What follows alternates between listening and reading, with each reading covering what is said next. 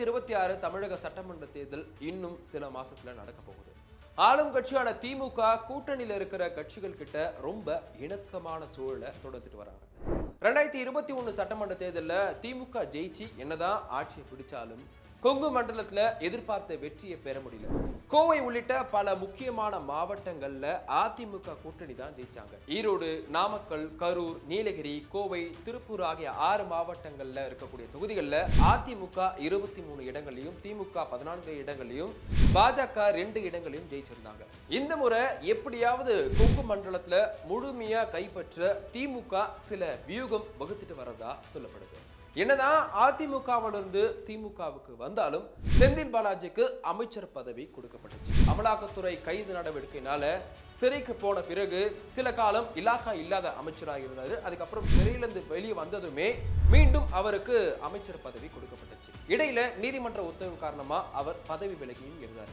இப்போ கொங்கு மண்டல பொறுப்பாளரா நியமிக்கப்பட்டிருக்கக்கூடிய செந்தில் பாலாஜி ஏற்கனவே ஜெயிச்ச கரூர்லயே போட்டியிடுவார் அப்படின்னு எதிர்பார்க்கப்பட்ட நிலையில இப்போ அவர் தொகுதி மாற போறதா தகவல்கள் வெளியாகி இருக்கு.